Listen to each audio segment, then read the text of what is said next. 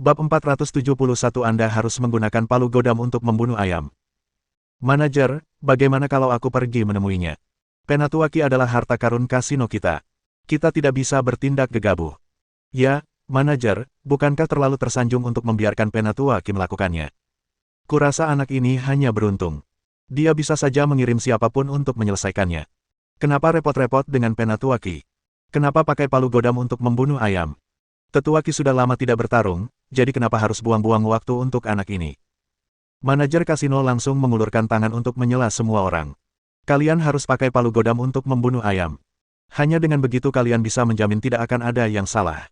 Singkatnya, kita tidak bisa membiarkan anak ini terus menang. Tanda seru tanda seru. Melihat keteguhan sikapnya, khalayak pun tidak membantahnya.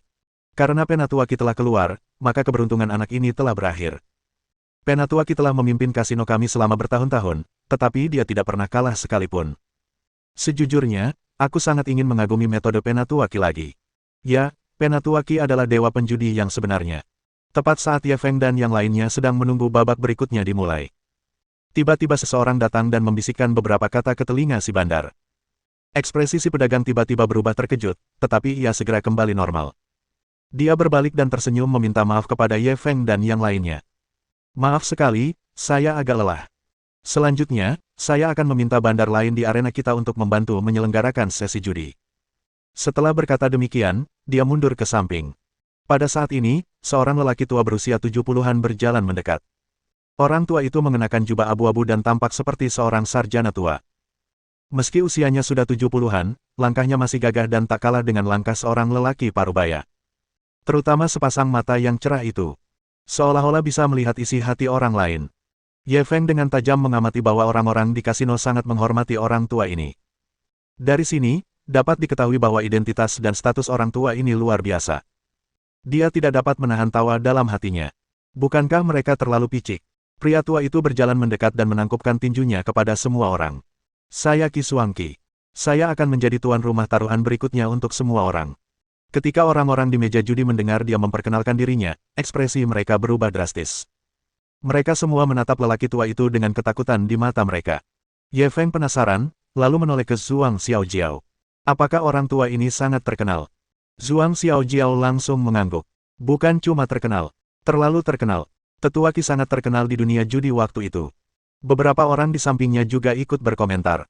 Penatuaki dikenal sebagai dewa judi di Guangdong Selatan, dan keterampilannya luar biasa. Kudengar Penatuaki pergi ke kasino Aomen dan memenangkan beberapa ratus juta. Dia sangat mendominasi. Sayangnya, karena ia menang dengan cara yang terlalu kejam, ia membuat musuh marah dan menyebabkan istri dan putrinya disakiti oleh musuhnya. Kudengar Penatuaki yang bertanggung jawab atas kasino ini, tapi dia jarang bertindak. Kami sungguh merasa terhormat hari ini. Ya, bisa melihat Tetuaki bertarung dengan mata kepalaku sendiri. Bahkan jika aku kehilangan segalanya, itu tetap sepadan. Bisa mengagumi keanggunan Penatuaki sudah cukup bagiku untuk membanggakannya seumur hidupku. Ye Feng mendengar pujian semua orang terhadap Qi Xuangqi, dia tidak dapat menahan diri untuk tidak menilainya. Secara kebetulan, Qi Xuangqi juga sedang mengamatinya saat ini. Keduanya saling berpandangan dan tersenyum tipis. Namun, Zhuang Xiaojiao yang duduk di sebelahnya dapat mencium bau mesiu. Tampaknya akan terjadi pertarungan antara Mars dan Bumi. Pada saat ini, Qi Xuangqi meraih cangkir dadu dan mulai mengocoknya. Namun tekniknya sangat aneh, jelas berbeda dari dealer sebelumnya. Ekspresi Ye Feng juga sedikit berubah. Pendengarannya yang sebelumnya tidak pernah gagal kini terganggu, membuatnya sulit baginya untuk menilai titik-titik di dalamnya. Penatuaki memang mampu. Bang! Qi Xuangqi membanting cangkir dadu di atas meja. Semuanya, pasang taruhan kalian. Meskipun dia mengatakan ini kepada semua orang, tatapannya tertuju pada Ye Feng. Dia jelas mengisyaratkan sesuatu. Ye Feng menatap Qi Xuangqi lalu ke cangkir dadu. Pada akhirnya, ia mengambil 100.000 chip dan bertaruh kecil. Zhuang Xiaojiao hendak mempertaruhkan semua chipnya ketika dia melihat ini. Dia sudah memutuskan. Apapun taruhan Ye Feng, dia akan mengikutinya. Namun, pada saat ini, Ye Feng menggelengkan kepalanya padanya dengan halus. Zhuang Xiaojiao tidak dapat menahan perasaan curiga. Apa maksudnya dengan itu? Apakah dia tidak yakin akan hal ini? Atau dia tidak ingin dia menang uang bersamanya? Kedua kemungkinan ini sangat mungkin terjadi. Zhuang Xiaojiao ragu sejenak sebelum akhirnya memasang setengah taruhannya. Orang lain di meja juga mengikuti Ye Feng dan memasang taruhan mereka. Faktanya, mereka awalnya meremehkan Ye Feng. Mereka pikir dia hanya beruntung. Namun, penampilan Ye Feng di babak sebelumnya sungguh mengesankan. Semua orang langsung mengikutinya. Beberapa bahkan mempertaruhkan seluruh asetnya. Sampai semua orang telah memasang taruhannya. Qi Xuangqi tersenyum tipis. Sepertinya semua orang sangat percaya pada adik kecil ini. Mari kita ungkapkan jawabannya. Sambil berkata demikian, dia melirik Ye Feng dengan penuh arti sebelum perlahan membuka cangkir dadu. 3, 5, 6 poin, besar. Hilang. Semua orang membelalakan matanya karena tidak percaya. Mereka mengira Ye Feng akan meneruskan rekornya yang tak terkalahkan, tetapi dia tidak menyangka akan kalah. Mereka yang bertaruh dengan Ye Feng mulai mengkritiknya. Sial sekali, kita malah kalah. Bukankah anak ini dulu cukup kuat? Kali ini, aku bertaruh dengannya, dan dia malah kalah. Kenapa kau tidak lihat siapa yang dia hadapi? Orang yang duduk di hadapannya adalah Tetua Qi. Dia masih terlalu kurang pengalaman untuk menang di depan Tetua Qi. Aku sangat marah. Aku mempertaruhkan semua asetku dan kehilangan semuanya sekaligus. Anak ini cuma bantal bordir. Dia kelihatan bagus, tapi nggak berguna. Sial, tiba-tiba aku curiga dia antek kasino. Mereka berkonspirasi untuk menipu uang kita. Nak, kembalikan uang kami yang hilang. Ya, kembalikan uangnya. Kamu membuat kami rugi, jadi kamu harus ganti rugi. Bab 472 Aku benar-benar bertemu seorang ahli kali ini. Mereka yang merugi tidak berani melampiaskan amarahnya pada Qi Xuangqi, dan hanya bisa membalas dendam pada Ye Feng.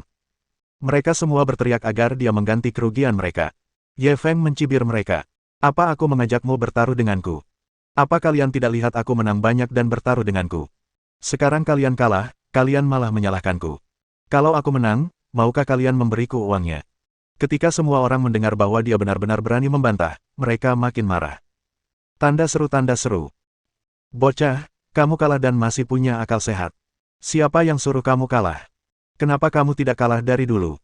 Kenapa kamu kalah saat kita bertaruh denganmu? Benar. Kurasa kau berkonspirasi dengan kasino untuk sengaja menipu uang kami.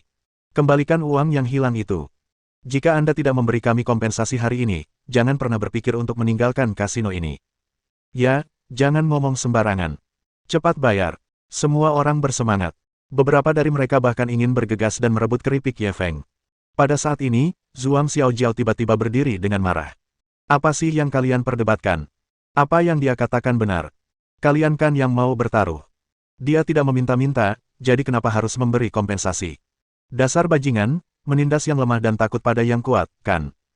Karena kalian curiga dia berkolusi dengan kasino, kenapa kalian tidak meminta uang saja ke kasino? Dia mungkin satu-satunya yang tahu bahwa Ye Feng sudah tahu bahwa dia akan kalah dalam pertandingan ini. Dia bahkan sudah memberi isyarat padanya. Dia menarik separuh dananya pada menit terakhir agar tidak kehabisan dana. Kelompok orang yang masih berteriak-teriak ingin membalas setelah ditegur olehnya. Namun, ketika mereka melihat sekelompok pengikut jahat di belakangnya, mereka akhirnya duduk kembali dengan patuh. Mereka benar-benar menindas yang lemah dan takut terhadap yang kuat. Karena mereka melihat Ye Feng sendirian, mereka berani mengeroyoknya. Mereka tidak berani berdebat dengan kasino, apalagi dengan gangster seperti Zhuang Xiaojiao. Mereka hanya bisa mengakui kekalahan. Qi Xuangqi melirik Ye Feng. Tatapan jijik terpancar di matanya. Ketika sang manajer hendak meminta bantuannya, ia membuat pernyataan seolah-olah pemuda ini memiliki 3 kepala dan 6 lengan. Akan tetapi, setelah penyelidikannya tadi, pihak lain tampaknya bersikap biasa saja. Dia segera mengambil cangkir dadu dan mengocoknya lagi. Bang! Taruhannya sudah ditetapkan. Ye Feng melirik cangkir dadu, sudut bibirnya melengkung ke atas. Dia langsung mendorong semua 500.000 chip di depannya ke kecil. Semua orang yang hadir terkesiap ketika melihat kemurahan hatinya. Memutarnya lagi. Orang ini benar-benar gila. Berani sekali dia bermain poker di hadapan Tetua Qi. Dia mungkin akan kehilangan segalanya. Zhuang Xiaojiao ragu sejenak, tetapi pada akhirnya, dia memilih untuk mempercayai Ye Feng. Dia langsung menempatkan sisa 250.000 chip di depannya pada taruhan kecil. Ketika semua orang melihat pemandangan ini, mereka semakin tercengang. Apa gadis kecil ini juga gila? Berani bertaruh dengan anak ini? Ya, bukankah dia sudah cukup tertipu tadi? Dia benar-benar kerasukan. Kurasa gadis kecil ini tertarik pada anak ini. Kalau tidak, kenapa dia harus melindunginya sekarang? Kudengar begitu seorang wanita jatuh cinta, IQ-nya akan turun. Sepertinya itu benar, haha. Kerumunan orang mengejek tindakan Zhuang Xiaojiao dan kemudian semuanya bertaruh pada besar. Mereka sudah tahu bahwa alasan mengapa Penatua Qi keluar adalah demi anak ini. Dengan adanya Penatua Qi di sini, mustahil bagi anak ini untuk menang. Oleh karena itu, selama mereka mengikuti lawannya, mereka pasti menang. Qi melirik Ye Feng lagi, bibirnya melengkung membentuk seringai. Nak, aku akan membuatmu memuntahkan semua keping kemenanganmu kali ini. Petik 1. Sambil memikirkan hal ini, dia mengulurkan tangan untuk membuka cangkir dadu.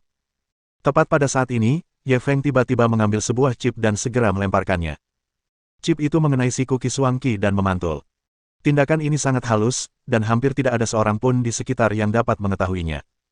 Qi merasakan tangannya mati rasa, dan cangkir dadu pun terbuka. 1, 2, 5, total 8 poin, kecil. Mendesis. Semua orang terkesiap. Dia benar-benar telah dipertaruhkan oleh anak ini. Dengan 500.000 yuan dalam chip, peluangnya 1:2, dan ia langsung memperoleh 1 juta yuan. Zhuang Xiaojiao juga menaikkan harganya 2 kali lipat. Selain mereka berdua, semua orang telah kalah di babak ini. Orang-orang itu menatap kosong ke arah 3 dadu, tidak dapat kembali sadar untuk waktu yang lama. Ini tidak masuk akal. Dengan keluarnya Penatuaki, bagaimana anak ini bisa menang? Bukan hanya mereka, bahkan Qi menatap Ye Feng dengan ketakutan. Teknik yang telah dicobanya 100 kali ternyata dipatahkan oleh anak ini. Faktanya, setelah putaran pengujian pertama, Ye Feng telah mengetahui metode lawan. Itu tidak aneh sama sekali. Saat Qi membuka wadah dadu, dia akan menggunakan jari kelingkingnya untuk melempar dadu. Hanya saja kecepatannya sangat tinggi dan ia sangat tersembunyi. Kecuali jika menggunakan kamera berkekuatan tinggi untuk merekam, mustahil untuk mendeteksinya. Teknik ini tidaklah aneh, tetapi untuk mencapai tingkat ini, seseorang membutuhkan waktu lama dan latihan keras. Hanya karena Ye Feng sudah mahir dalam 1000 teknik, dia bisa merasakannya dengan tajam. Saat dia membuka wadah dadu, sebuah chip muncul dan menghancurkan teknik lawan. Baru kemudian ia berhasil memenangi babak berikutnya. Pada saat yang sama, ruang pemantauan menjadi gempar. Ada apa? Penatuaki benar-benar kalah. Bagaimana mungkin? Penatuaki telah berkecimpung di dunia perjudian selama bertahun-tahun dan tidak pernah kalah. Apakah kamu melihat dengan jelas ilmu sihir apa yang digunakan anak ini? Bagaimana dia bisa mengalahkan Penatuaki? Cepat putar ulang rekaman pengawasan tadi. Ingat putar dalam gerakan lambat agar kita bisa melihat lebih dekat. Ketika masa memperlambat rekaman pengawasan sebanyak 50 kali, mereka akhirnya menemukan alasannya. Ye Feng benar-benar melemparkan sebuah chip saat Qi membuka cangkir dadu, menghancurkan teknik lawannya. Semua orang langsung saling berpandangan dengan tak percaya. Mereka hanya punya satu pikiran. Kali ini mereka benar-benar bertemu dengan seorang ahli. Bab 473 mitos dari 2000 menjadi 20 juta. Ye Feng tersenyum tipis saat dia mendesak Qi. Pada saat ini, ada setumpuk chip di depannya, totalnya 1 juta. Kurang dari 1 jam sejak dia memasuki kasino. Hanya dalam waktu singkat, ia telah menang 2.000 yuan hingga 1 juta yuan. Tanda seru tanda seru. Shen Baitian, yang berdiri di belakangnya, merasa otaknya tidak bekerja dengan baik. Dia telah mengenal Ye Feng begitu lama, dan dia benar-benar tidak tahu bahwa dia begitu pandai berjudi. Dia benar-benar tidak tahu apa yang tidak diketahui pria ini. Dahi Qi sudah berkeringat. Ia tahu kali ini ia telah bertemu seorang ahli, jadi ia harus waspada 120%. Hualala. Cangkir dadu itu bergetar aneh. Kali ini, Qi hanya menggunakan keahlian khasnya, teknik hantu. Metode ini dapat memastikan bahwa pihak lain tidak dapat menggunakan pendengarannya untuk menilai jumlah poin. Bang! Pasang taruhanmu. Ye Feng menunggu dia selesai mengocok dadu dan langsung mendorong semua keping di depannya ke kecil. Zhuang Xiaojiao telah menjadi penggemar beratnya dan memasang taruhannya tanpa ragu-ragu. Membuka. 2, 4, 1, kecil. Bangkirnya kalah. Qi menggertakkan giginya. Sekali lagi. Selanjutnya, dia menggunakan hampir semua keahliannya. Dia memenangkan hampir setiap ronde. Dalam waktu kurang dari setengah jam, pihak lain telah memenangkan 20 juta chip. Dan karena Zhuang Xiaojiao telah bertaruh seperti Ye Feng, dan telah sering bermain, dia juga telah memenangkan hampir 10 juta chip. Bersama-sama, keduanya memenangkan lebih dari 30 juta yuan. Jika mereka terus menang, kasino tidak akan dapat beroperasi lagi. Manajer kasino tak bisa diam lagi. Ia bergegas keluar dari ruang pengawasan dan menghampiri Ye Feng. Halo, Pak, saya manajer kasino, nama saya Hua Xiong. Halo, ada apa? Ye Feng mengangguk pada manajer. Maafkan aku karena buta, tapi aku penasaran kapan seorang ahli sepertimu muncul di dunia perjudian. Hua Xiong menatap Ye Feng sambil tersenyum. Saya bukan dari dunia perjudian. Ini pertama kalinya saya datang ke kasino, kata Ye Feng jujur. Namun di telinga Hua Xiong, itu sedikit menusuk telinga. Ini pertama kalinya dia di kasino, dan dia sudah bisa mengalahkan tetua Qi mereka. Kepada siapa dia berbohong. Namun, karena pihak lain tidak bersedia mengungkapkan identitas aslinya, dia tidak berani memaksanya. Jika pihak lain memiliki teknologi mengerikan seperti itu, kemungkinan besar mereka memiliki latar belakang yang sangat kuat. Selama dia tidak dikirim untuk menimbulkan masalah, itu tidak akan menjadi masalah besar.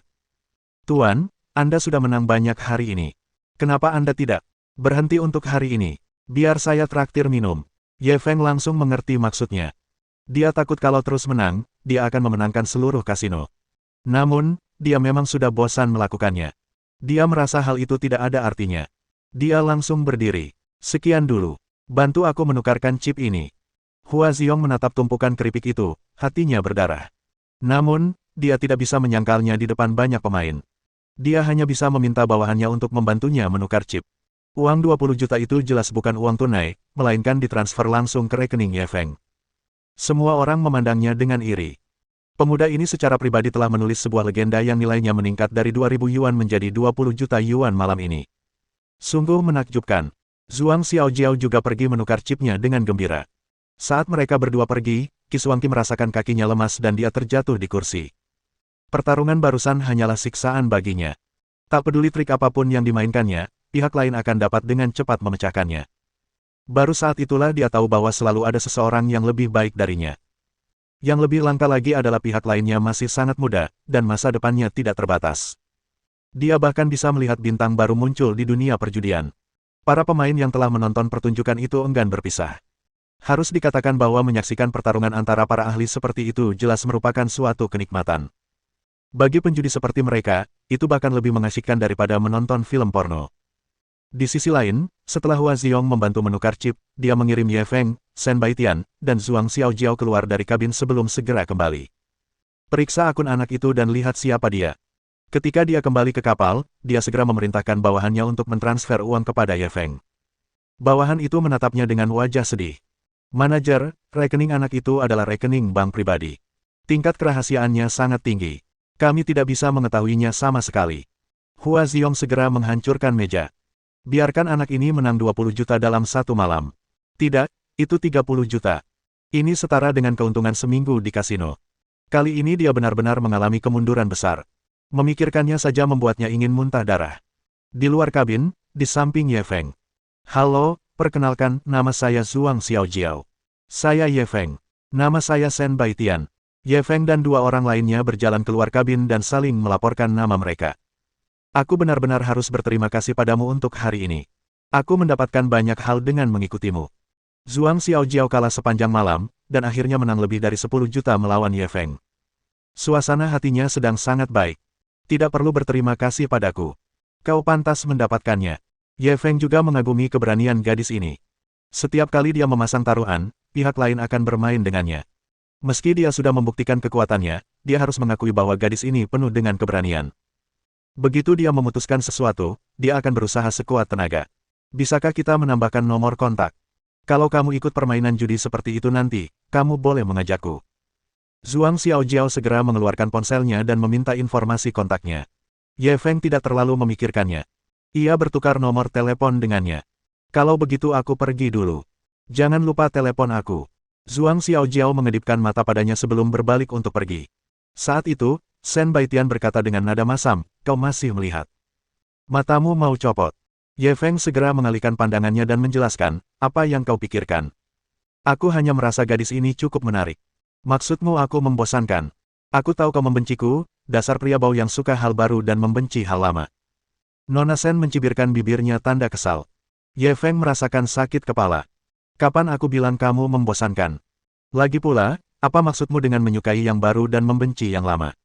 Kapan aku bilang aku menyukaimu? Bab 474 lalu haruskah aku pergi? Ketika Shen Baitian mendengar ini, dia menjadi semakin marah. Lalu haruskah aku pergi? Ye Feng buru-buru menariknya kembali. Aku hanya bercanda. Apa kau serius? Shen Baitian berbalik dan menatapnya. Kalau begitu, bersumpahlah kau tidak menyukainya. Ekspresi Ye Feng berubah muram. Kau pikir aku kuda jantan? Menyukai setiap wanita cantik yang kulihat. Aku baru bertemu sekali dan sudah menyukainya. Kau pikir aku ini siapa? Setelah berkata demikian, dia hendak pergi. Melihatnya marah, Shen Baitian buru-buru meraihnya dan meminta maaf, maaf. Aku salah. Jangan marah. Ye Feng meliriknya. Apa kesalahanmu? Shen Baitian cemberut. Seharusnya aku tidak cemburu, dan seharusnya aku tidak marah padamu. Aku tidak akan melakukannya lagi. Ye Feng tersenyum. Kau pikir aku tidak bisa menyembuhkanmu? Shen Baitian lega melihatnya tersenyum. Ngomong-ngomong, bagaimana kamu tahu kalau sahabatku ditipu oleh kasino? Kali ini giliran Ye Feng yang terkejut. Sahabatmu? Shen Baitian mengangguk. Benar, sahabatku ditipu oleh kasino ini. Dia masih berutang lebih dari 10 juta yuan. Aku sedih karenanya. Kau pasti sudah mendengar tentang ini, jadi kau ingin membantuku melampiaskan amarahku, kan? Ye Feng menatap mata besarnya yang penuh dengan antisipasi, dia tidak tahan untuk mengatakan padanya, Nona, Anda terlalu banyak berpikir. Dia hanya bisa mengangguk acuh tak acuh. Kalau begitu, ya sudahlah. Shen Baitian melompat gembira. Aku tahu kau yang terbaik untukku. Sambil berbicara, dia tidak dapat menahan diri untuk tidak mencium pipinya. Ye Feng menatapnya dengan kaget. Kamu boleh berterima kasih, tapi kenapa kamu menciumku? Dari siapa kamu belajar kebiasaan buruk ini?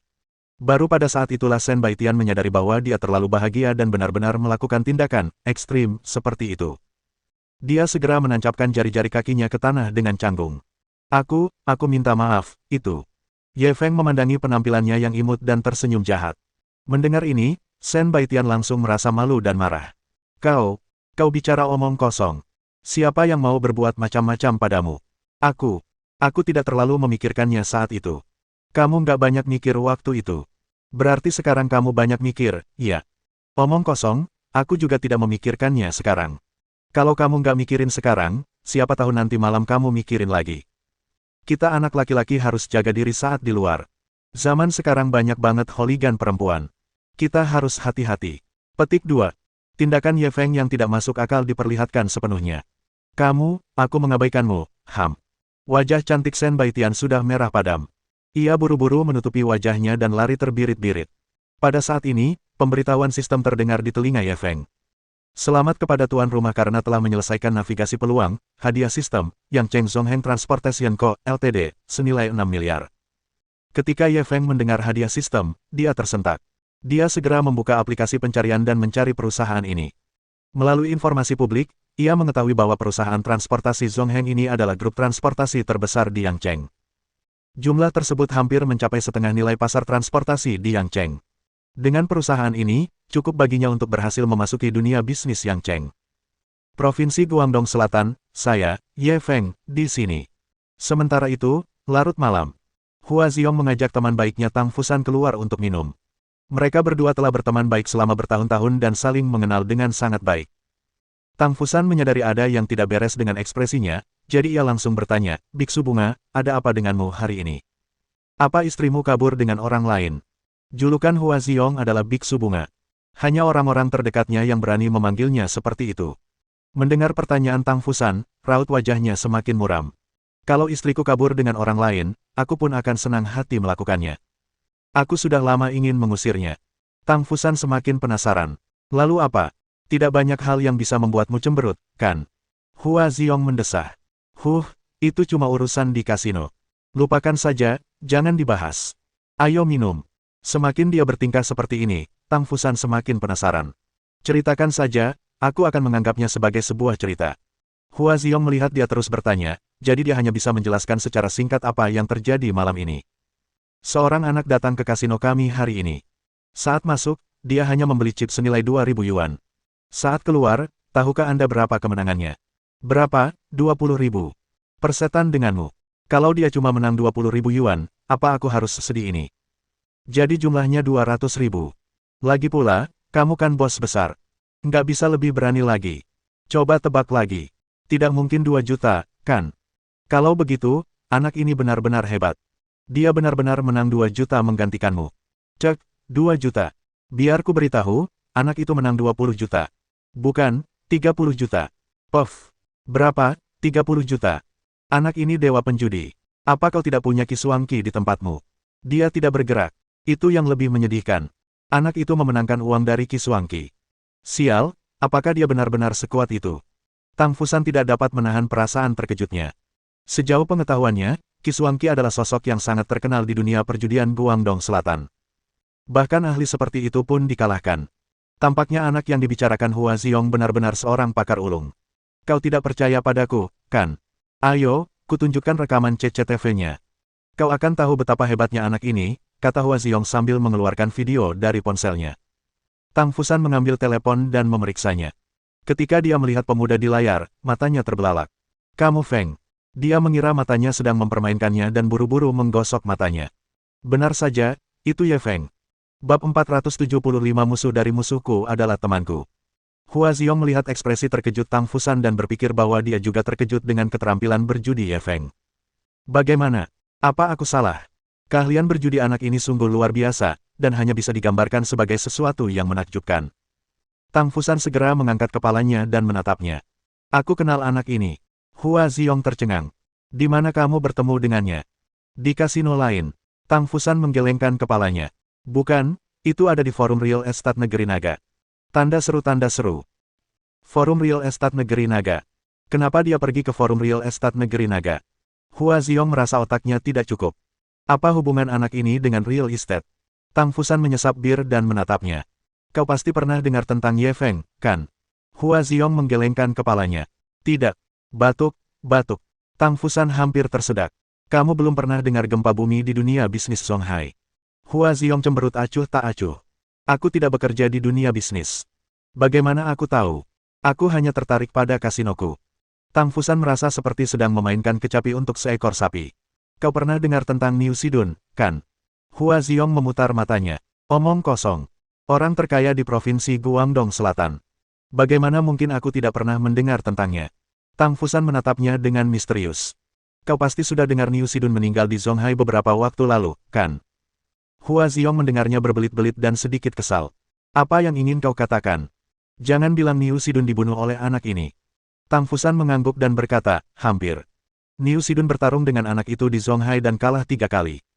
Akhirnya, dia terbunuh. Hua Ziyong tercengang. Apa kau bercanda?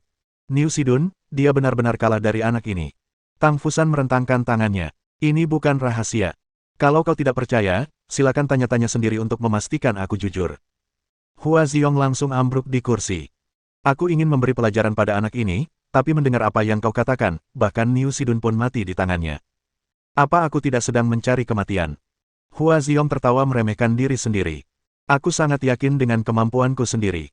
Aku bahkan tidak bisa mengalahkan Niu Sidun. Di matanya, aku bukan apa-apa. Tang Fusan tak kuasa menahan tawa. Anak itu tidak seseram itu. Niu Sidun kalah darinya karena dia tidak menunjukkan kekuatan aslinya dalam pertarungan. Kedua, dia ditipu oleh rekan satu timnya yang bodoh, itulah sebabnya dia berakhir seperti ini. Hua Ziyong menggelengkan kepalanya berulang kali. Bagaimanapun, dia pernah mengalahkan Niu Sidun. Lebih baik jangan memprovokasi orang seperti itu. Tang Fusan menunjukkan ekspresi mengejek. Jadi, kamu tidak mau 30 juta itu. Bagaimana kamu akan menjelaskannya kepada bosmu? Ketika Hua Ziyong mendengarnya menyebutkan masalah ini, dia langsung terdiam. Tang Fusan memanfaatkan kesempatan ini dan langsung mengajukan idenya sendiri. Sebenarnya, tidak sulit bagimu untuk mendapatkan kembali 30 juta yuan itu. Faktanya, jika kamu melakukan apa yang aku katakan, kamu bahkan mungkin menghasilkan banyak uang. Hua Ziyong buru-buru bertanya, apa yang ada dalam pikiranmu? Tang Fusan mengaitkan jarinya ke arahnya. Aku kenal seorang master seni 1000. Dia kepala kasino internasional di Aomen. Dia sangat cakap. Cari si brengsek Ye Feng itu dan atur pertandingannya.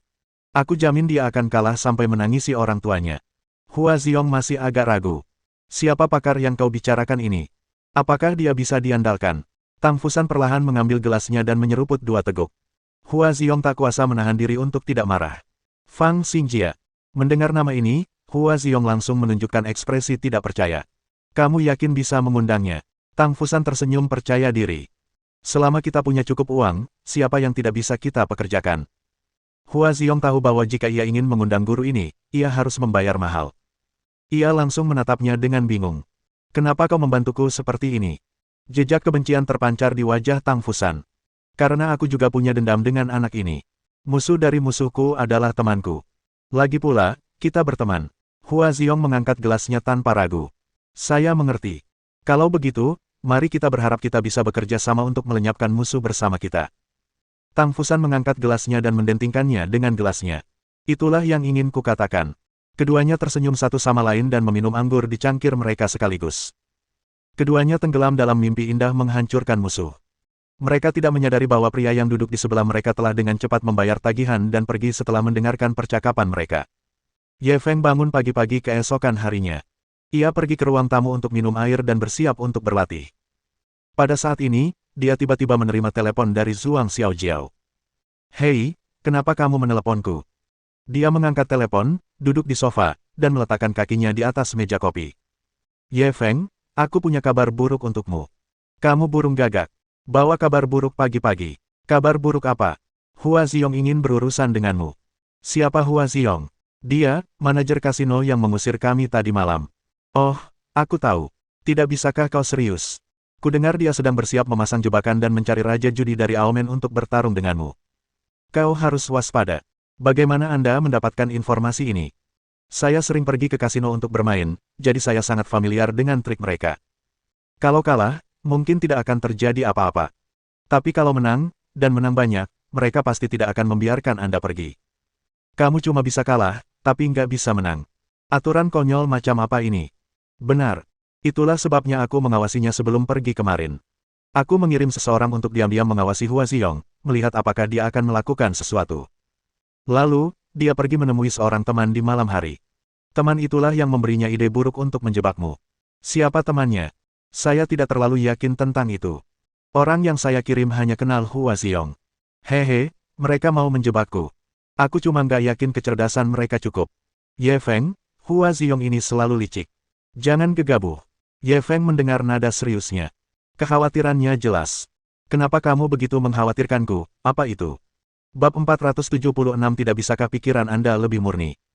"Aku. Bukankah kita berteman? Saat teman dalam kesulitan, tentu saja mereka harus saling membantu." Ketika Zhuang Xiaojiao mendengar pertanyaan Ye Feng, dia terdengar sedikit bingung. "Oh, jadi kita cuma berteman. Kupikir." Ye Feng terdengar kecewa. "Apa yang kau pikirkan? Kita baru bertemu sekali. Bagaimana mungkin ada perasaan seperti itu? Tidak bisakah pikiranmu lebih murni?" Zhuang Xiaojiao tampaknya mengerti maksudnya dan segera membela diri. "Apa yang kukatakan? Yang ingin kukatakan adalah, selain berteman, kita juga harus menjadi kawan. Apa ada masalah?" Ye Feng langsung membalas dengan tegas. Kawan. Kukira kau bilang, pacar dan kekasih." Zhuang Xiaojiao sedikit tertegun dan suaranya dipenuhi kecanggungan. "Apa yang kau pikirkan? Kita baru bertemu sekali. Bagaimana mungkin kita punya perasaan seperti itu? Tidak bisakah pikiranmu lebih jernih?" Ye Feng segera menggunakan kata-kata yang diucapkannya sebelumnya untuk mengejeknya. Zhuang Xiaojiao tidak bisa berkata-kata. Kekecewaan dalam nada bicara pria itu tadi jelas-jelas mencoba membuatnya berpikir ke arah itu. Pada akhirnya, dia membuat kesalahan yang sama lagi. Sungguh menjijikkan. "Ngomong-ngomong, aku sudah memberitahumu beritanya." Setelah mengatakan itu, dia hendak menutup telepon. Pada saat ini, Ye Feng tiba-tiba berkata, "Apakah kamu pernah melihat pertunjukan monyet?" "Pertunjukan monyet? Aku belum pernah melihatnya sebelumnya." "Kenapa? Di mataku, Hua Ziyong itu cuma badut. Kalau dia berani nyelonong di depanku, lihat saja nanti aku permainkan dia sampai mati." Zhuang Xiaojiao tertarik. "Bagaimana kau ingin membunuhnya?" Ye Feng tersenyum tipis. "Kalau begitu kita lihat saja bagaimana dia menyerang. Sekarang, aku akan menghadapi semua perubahan dengan tetap tidak berubah." Ye Feng langsung mengejek, "Dengan kecerdasanmu, aku khawatir kau malah tertipu." Zhuang Xiaojiao sangat marah. Kalau kau tidak mengajakku bermain, aku akan bergabung dengan Hua Ziyong dan yang lainnya untuk menghadapimu." Ye Feng terkekeh, "Bagus sekali, kalau kau bergabung dengan mereka, peluangku untuk menang akan lebih tinggi." Zhuang Xiaojiao sangat marah. "Anda?" Ye Feng langsung berubah serius. "Baiklah, aku hanya bercanda, kau ikut. Bagaimana mungkin aku tidak mengajakmu untuk acara yang menyenangkan seperti ini? Begitulah. Ingat untuk memberitahuku ketika kau bertindak. Pedangku sudah haus gelombang hehehe." Zhuang Xiaojiao menutup telepon di tengah-tengah tawa. Ye Feng tidak dapat menahan diri untuk menggelengkan kepalanya. Dia tahu gadis ini pembuat onar. Dia tidak tahu apakah benar atau salah mencari rekan setim seperti itu. Tepat saat dia memikirkan bagaimana Hua Ziyong dan yang lainnya akan memasang jebakan, seseorang tiba-tiba menepuk bahunya. Prestasinya dalam Wing Chun Fist sudah sangat tinggi, dan dia telah membentuk kesadaran pertahanan otomatis. Secara naluriah, dia meraih tangan itu dan melemparkannya ke atas kepalanya. Pada saat itu, dia mendengar orang itu berteriak. Itu suara Shen Baitian. Dia buru-buru menarik tangannya dan melemparkan tubuhnya yang terjatuh ke tanah ke sofa. Lalu, dia menutupi bagian belakang kepalanya dengan tangannya. Keduanya jatuh ke sofa. Apa yang sedang kamu lakukan? Ye Feng menekannya ke bawah, menatap mata besarnya dari jarak dekat. Aku cuma mau sapa kamu. Kenapa reaksimu begitu besar? Shen Baitian tertekan oleh tubuh besar orang ini dan merasa sulit bernapas. Saya pikir musuh saya mengirim seseorang untuk membunuh saya. Ye Feng terdiam. Saat ia sedang memikirkan jebakan Hua Ziong, seseorang tiba-tiba menepuk pundaknya. Jika itu orang lain, akan sulit bagi mereka untuk tetap tenang. Itulah sebabnya ia mengambil langkah ekstrim seperti itu. Kok bisa ada begitu banyak musuh? Itu semua cuma alasan. Kurasa kau cuma mau memukulku dengan sengaja. Shen Baitian tidak mendengarkan penjelasannya. Ia cemberut dengan sedih, seolah-olah ia akan menangis kapan saja. Jangan bicara omong kosong. Apa aku sekejam itu? Ye Feng langsung mengeluh. Siapa yang tahu? Shen Baitian mendengus dan mendorong bahunya. Cepat bangun. Kamu berat sekali. Aku bahkan tidak bisa bernapas saat kamu di atasku. Dasar gajah bodoh. Ketika Ye Feng mendengar kata-katanya, dia bukan saja tidak bangun, napasnya malah menjadi lebih berat. Pagi hari adalah saat dia penuh energi. Sedangkan Shen Baitian, penampilannya tak perlu diragukan lagi. Ia mengenakan piyama merah muda, yang membuatnya semakin menarik. Terutama sekarang dia berada di bawahnya, merasakan tubuhnya yang indah dan lembut. Binatang buas dalam hatinya sudah mulai bergejolak.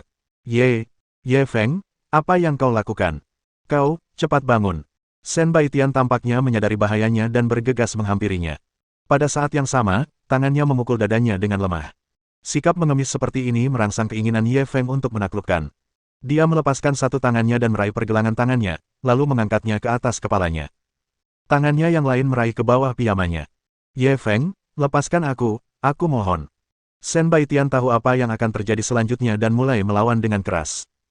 Namun kekuatannya yang lemah tampak tidak berarti di hadapan Ye Feng. Saat itulah dia baru menyadari bahwa pria bisa berubah menjadi binatang tanpa emosi pada waktu-waktu tertentu. Di mata mereka, yang ada hanyalah penaklukan dan pembantaian. Pada saat ini, di matanya, dia sama sekali bukan teman baik, apalagi nona tertua di keluarga Shen. Dia hanyalah seekor rusa kecil yang menunggu untuk ditaklukkan. Semua perjuangan dan perlawanannya sia-sia. Dia sudah benar-benar menyerah untuk melawan dan siap menghadapi kehancuran yang ditimbulkan oleh binatang buas ini. Pada saat itu, bel berbunyi dengan tergesa-gesa. Ye Feng terbangun kaget, dia pun buru-buru berdiri. Dia tidak tahu bagaimana menjelaskannya. Mungkinkah kau tak bisa menyalahkanku karena tidak manusiawi, tapi kau terlalu menawan. Apakah ini bahasa manusia? Ye Feng, kau orang jahat besar. Shen Baitian memelototinya dan berlari kembali ke kamarnya.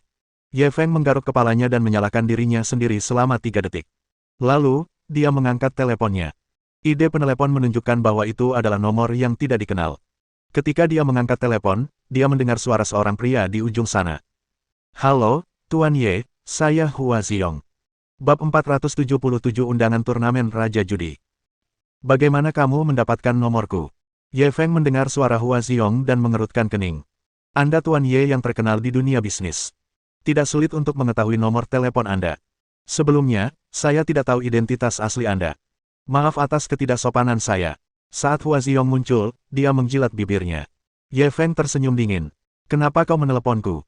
Jangan bilang kau ingin 20 juta yuan itu kembali. Kalau begitu aku hanya bisa bilang itu tidak mungkin. Hua Ziong buru-buru membantahnya. Bagaimana mungkin? Kasino Ark kami selalu melakukan segala sesuatunya dengan jujur.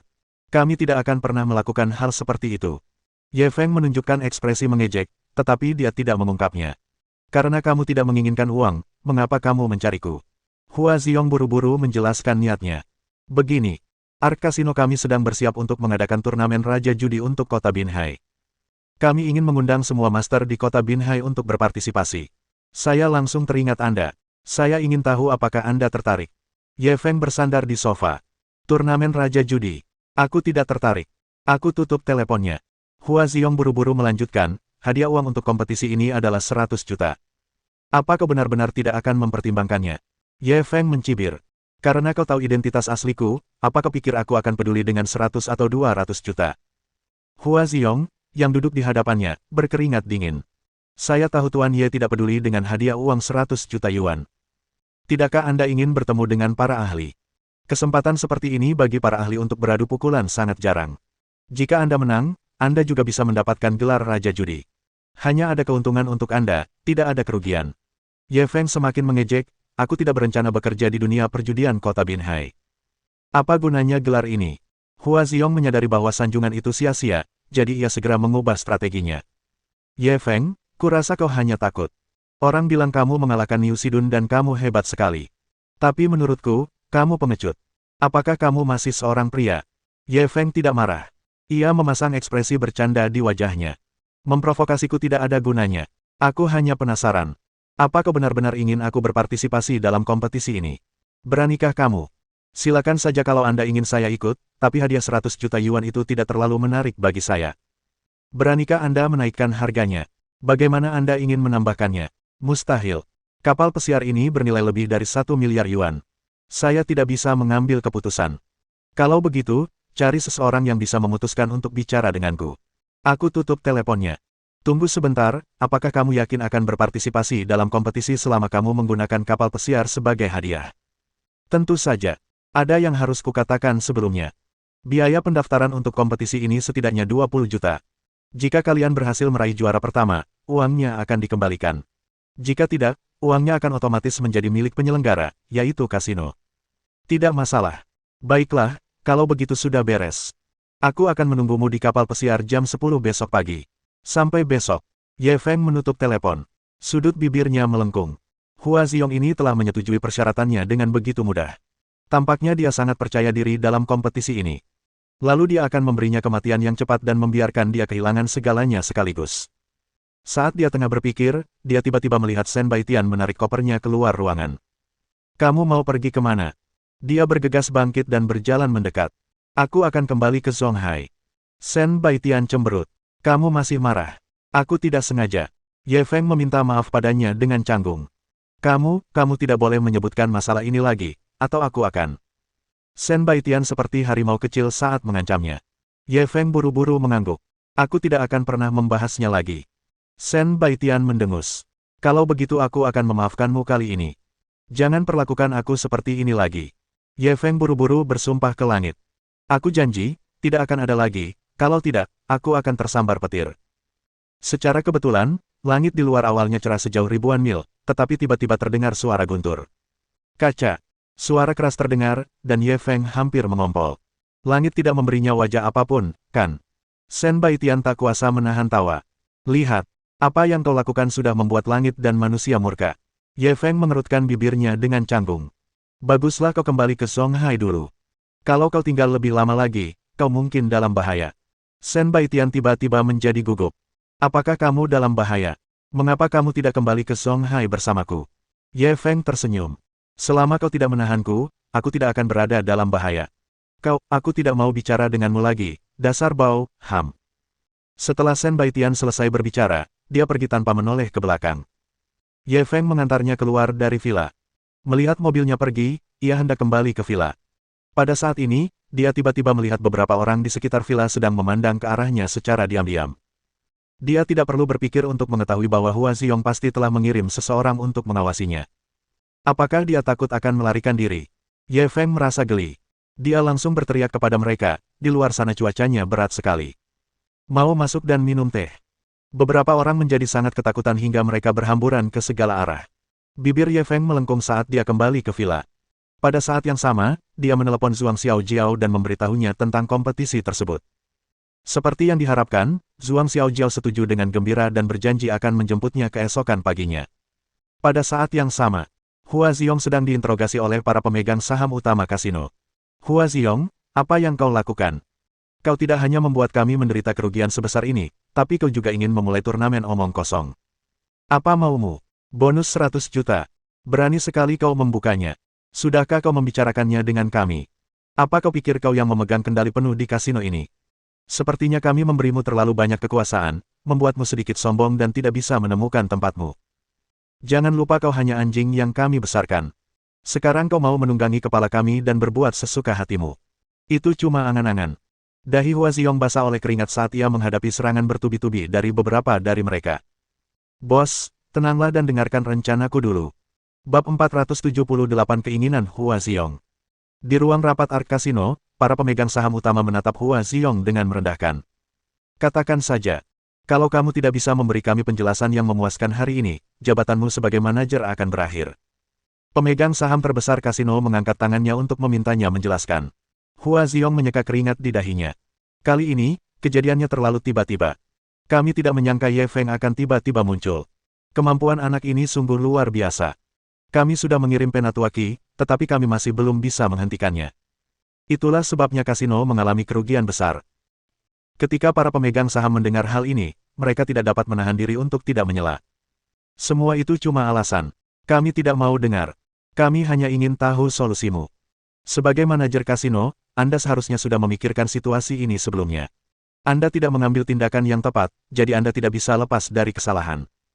Kiswangki itu seharusnya sudah lama diganti. Teknologinya sudah tua dan tidak bisa mengikuti perkembangan zaman. Kita masih menghabiskan begitu banyak uang untuk mendukungnya setiap tahun. Apa dia benar-benar menganggap kita bodoh? Manajer Hua, pergi dan atur semuanya segera. Kita tidak ingin melihatnya di kasino lagi. Hua Ziong segera mengangguk. Saya akan memecatnya sesegera mungkin, tetapi yang perlu kita lakukan sekarang adalah memulihkan kerugian kasino. Metode apa yang kamu punya? Cepat katakan. Bos besar itu kehabisan kesabaran. Melihat ini, Hua Ziong buru-buru mengungkapkan rencananya. Untuk kompetisi ini, biaya pendaftarannya minimal 20 juta yuan. Asal semua orang ikut, mereka pasti akan memberi kita penghasilan lebih dari 20 juta yuan. Pada saat ini, seorang pemegang saham mengejek, jebakan yang begitu jelas, mengapa Ye Feng mau terjun ke dalamnya. Hua Ziong menunggunya mengatakan ini. Aku baru saja menelepon Ye Feng, dia sudah setuju untuk berpartisipasi dalam kompetisi ini. Para pemegang saham saling memandang. Namun, seseorang langsung menangkap inti masalahnya dan bertanya, Ye Feng itu rubah kecil. Dia pasti punya permintaan lain, kan? Hua Ziong langsung mengangguk. Benar. Dia pikir bonus 100 juta yuan kita terlalu sedikit dan ingin kita menggunakan kapal pesiar ini sebagai hadiah. Ketika para pemegang saham mendengar ini, mereka langsung meledak. Apa ini? Menggunakan kapal pesiar sebagai hadiah? Ini tidak mungkin. Kurasa otakmu pasti kebanjiran. Bagaimana mungkin kau menyetujui permintaan yang keterlaluan seperti itu? Hua Ziong, aku curiga kau berkolusi dengan Ye Feng untuk merebut kasino Ark kita. Reaksi para pemegang saham utama semuanya sesuai dengan harapan Hua Ziong. Bagaimanapun, kapal pesiar ini adalah urat nadi kasino. Setelah hilang, kasino itu tidak akan ada lagi. Dia langsung tersenyum pada mereka dengan percaya diri. Bos, harap tenang. Saya jamin dia tidak akan menang. Beberapa pemegang saham utama perlahan-lahan menjadi tenang dan menatapnya dengan ragu. Jaminan apa yang Anda miliki? Hua Ziong segera menyerahkan informasi yang telah disiapkannya sebelumnya kepada para pemegang saham. Semua orang ini diundang untuk berpartisipasi dalam kompetisi ini. Mereka semua adalah pakar di dunia perjudian. Fang Xingjia ini, khususnya, adalah penguasa Grand Casino Orlando, dan kekuatannya cukup untuk masuk dalam 10 besar dunia. Saat dia berbicara, tatapannya perlahan menyapu semua orang yang hadir. Dengan Tuan Fang yang memimpin, gelar Raja Judi kita hampir terjamin. Dan modal judi para kontestan kemungkinan besar akan menjadi milik kita.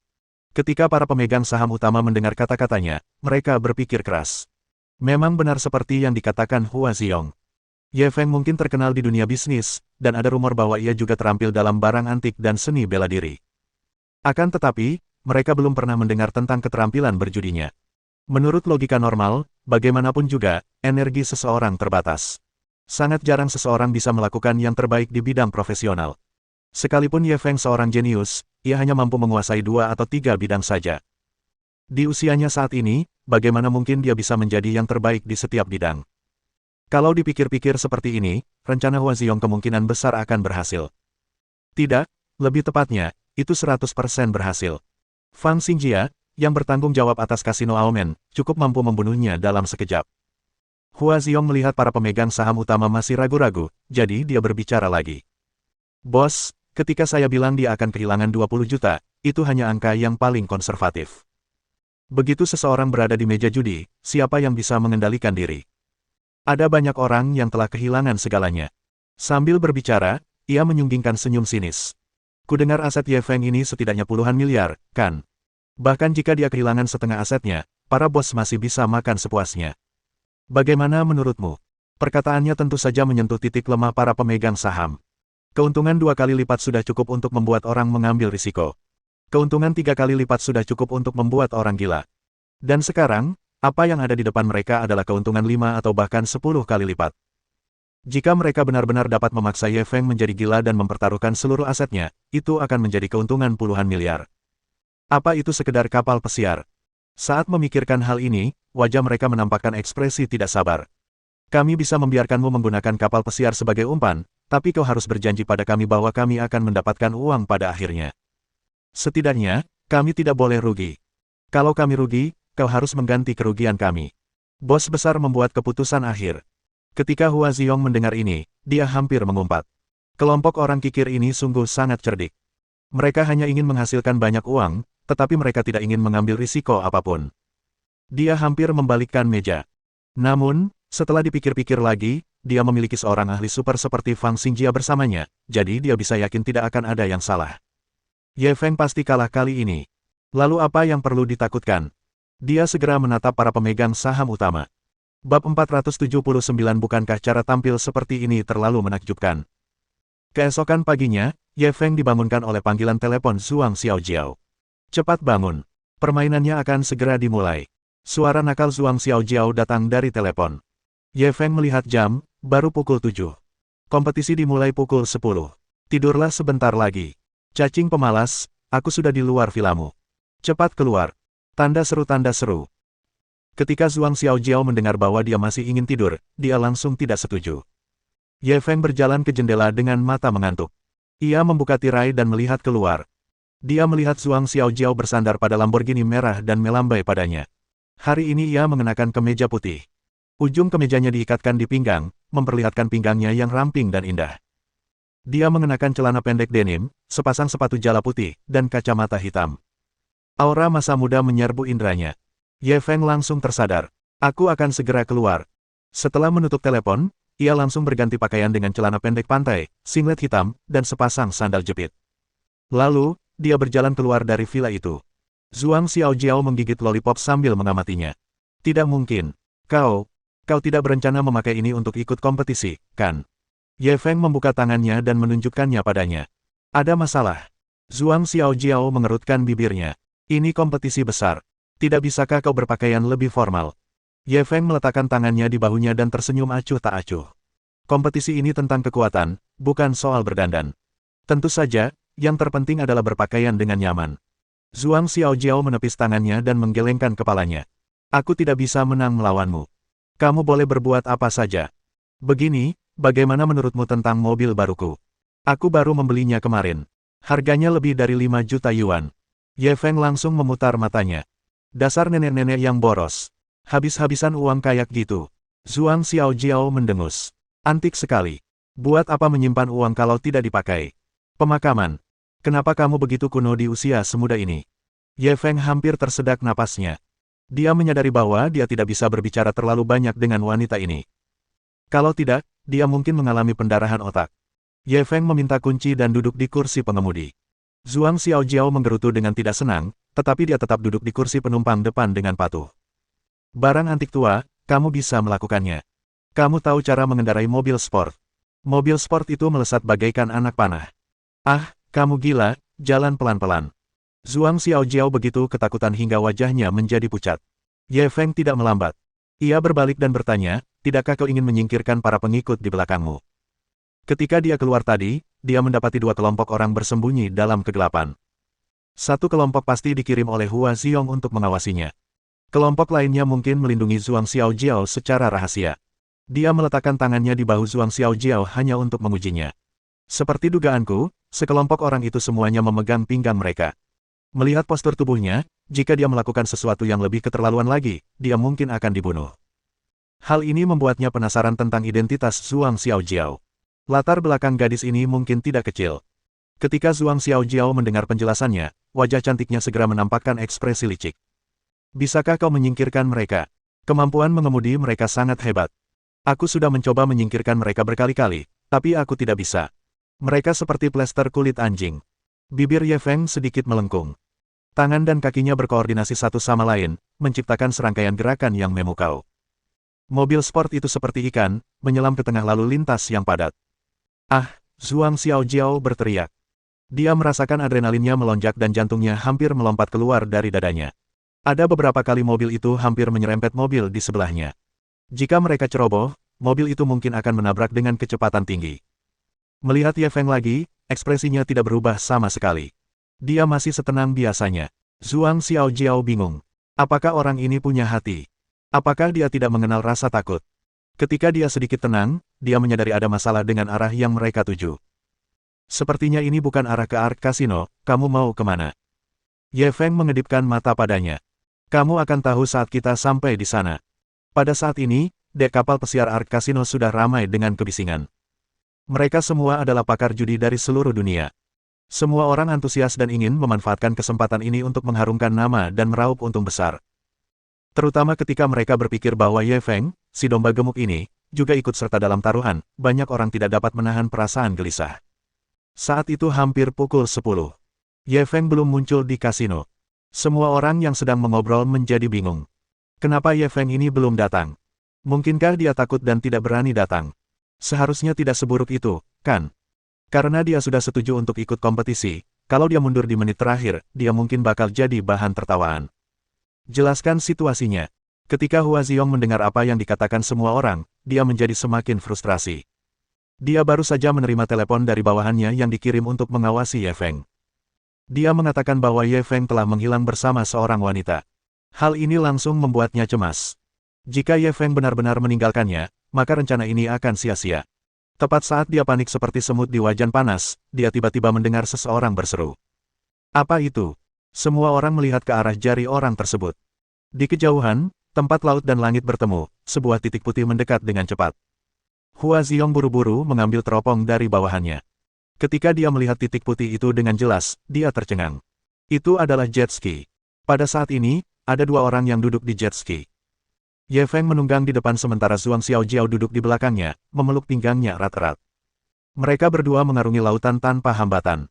Ombak di belakang mereka begitu dahsyat, dan mereka tampak begitu riang. Hua Xiong tidak dapat menahan diri untuk tidak mengumpat. Bukankah cara tampil seperti ini terlalu genit? Apakah anak ini benar-benar menganggap dirinya sebagai pemeran utama pria? Bab 480 kamu lebih besar dariku. Siapa dia? Semua orang di kapal pesiar juga terkejut tak bisa berkata-kata oleh penampilan unik Ye Feng. Bagaimana dia bisa ikut kompetisi di sini? Apa dia ke sini untuk syuting film? Orang suci penjudi. Pantai berbadai.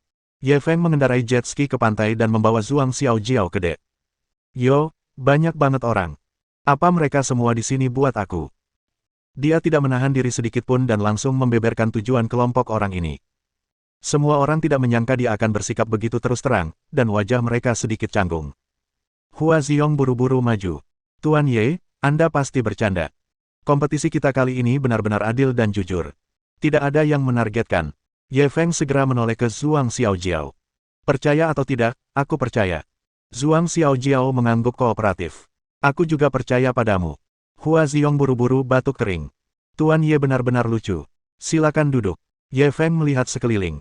Bisakah kompetisi dimulai? Masih ada satu kontestan lagi yang belum datang, Hua Xiong buru-buru menjelaskan. Ye Feng sedikit terkejut. Mereka bahkan lebih sombong dariku. Siapa mereka? Hua Xiong hendak menjawab ketika tiba-tiba ia melihat sekelompok orang berjalan dari tepi pantai. Mereka di sini. Dengan itu, dia bergegas menuruni eskalator untuk menyambut mereka. Ye Feng berbalik. Total ada 6 orang dalam kelompok itu. Orang yang berjalan di depan adalah seorang pria tua berusia 60-an. Mengenakan setelan tang hitam, dia tampak energi. Seorang bawahan di sampingnya memegang payung untuknya. Di belakangnya ada dua perempuan berpakaian tipis.